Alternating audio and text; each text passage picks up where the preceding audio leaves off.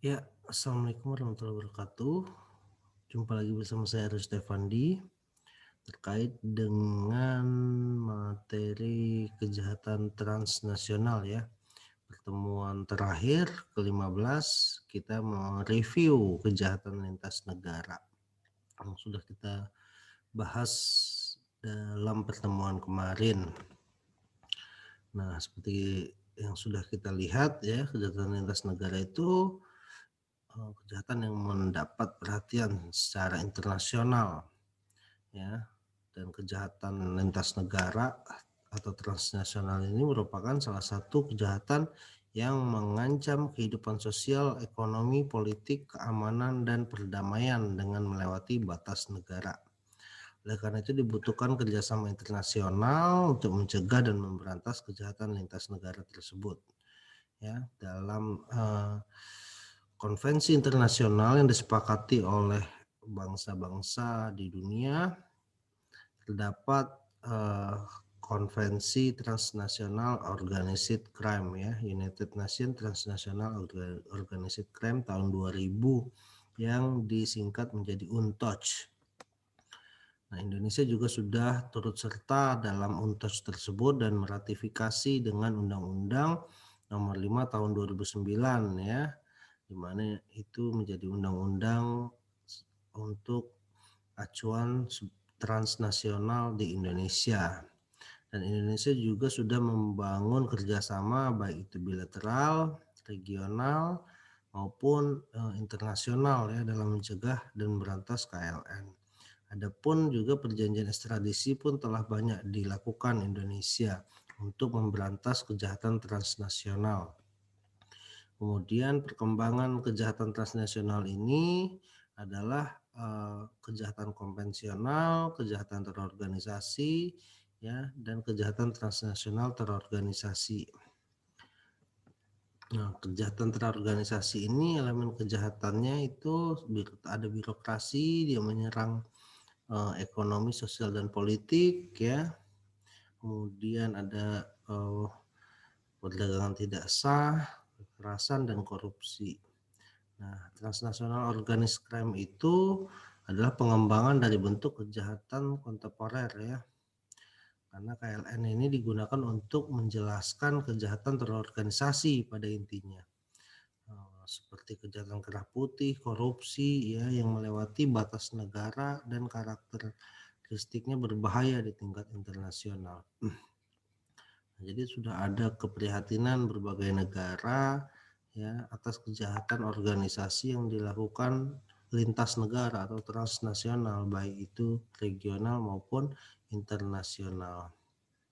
Nah, ini ratifikasinya ya tentang pengesahan UN Convention Against Transnational Organized Crime. Nah, kategori transnasional itu juga diulas kembali bahwa kejahatannya itu lebih dari satu wilayah negara. Kemudian di suatu negara tetapi persiapan, perencanaan, pengarahan, pengandalian atas kejahatan bisa dilakukan di wilayah negara lain. Kemudian juga di satu wilayah negara tetapi melibatkan suatu kelompok pelaku tindak pidana yang terorganisasi yang melakukan tindak pidana lebih dari satu wilayah negara ya.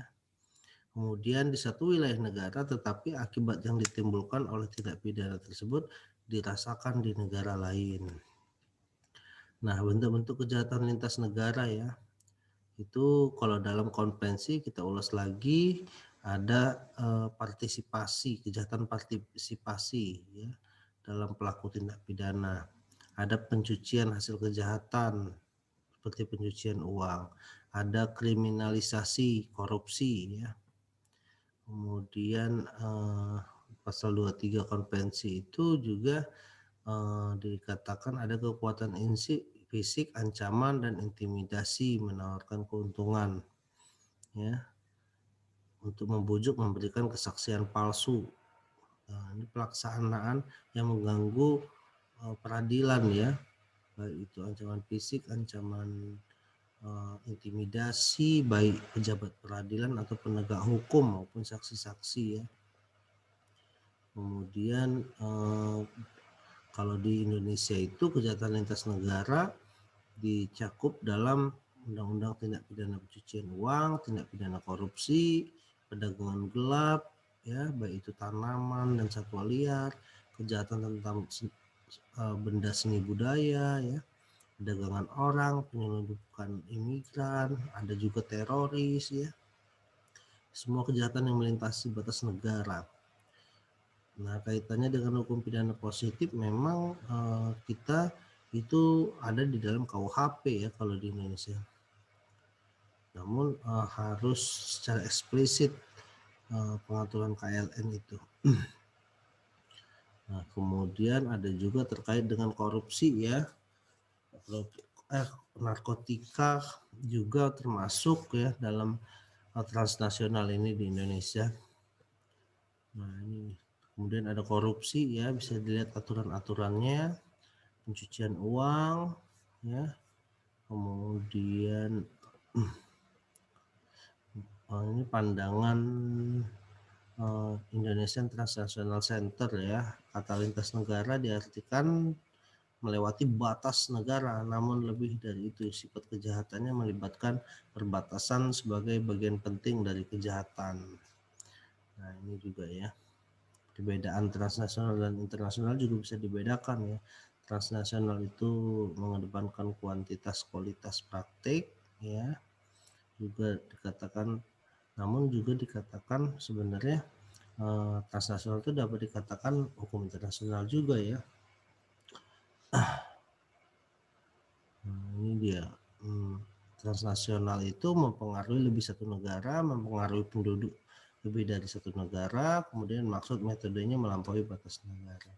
Artinya memang kejahatan transnasional ini kejahatan-kejahatan yang ada di dalam satu negara tapi diperlakukannya di luar negara ya. Jadi memang kerjasamanya antar negara atau dampaknya di negara lain atau pembuatannya di negara lain ya. Jadi memang kejahatannya antar negara, kejahatan biasa yang dilakukan antar negara. Nah, ini transnasional. Sedangkan kejahatan internasional itu sudah diatur dalam konvensi PBB seperti genosida, kejahatan kemanusiaan, ya. Nah, kejahatan-kejahatan internasional itu berbeda ya. Dia kejahatan yang memang luar biasa. Nah, itu terkait dengan transnasional dan internasional yang sudah kita pelajari ya. Kemudian juga ada asas-asas hukum transnasional itu seperti asas-asas asas-asas ekstradisi ya, ada bantuan hukum timbal balik ya, kemudian kerjasama antar negara lain, kemudian adanya asas kriminal ganda ya, kemudian adanya asas-asas seperti nasional aktif dan nasional pasif, asas teritorial di Indonesia ya, asas universal.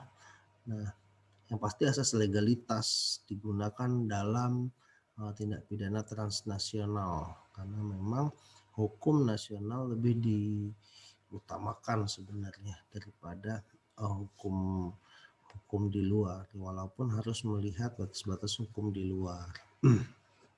Kemudian juga memang asas perjanjian Pakta Sunt Serpada itu juga digunakan ya, baik itu bilateral, multilateral maupun regional. Artinya memang melihat juga asas-asas perjanjian untuk menentukan pelaksanaan transnasional itu sendiri dan juga kerjasama ya.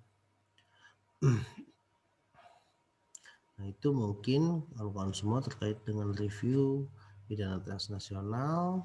Kita jumpa lagi nanti di lain kesempatan. Terima kasih. Wassalamualaikum warahmatullahi wabarakatuh.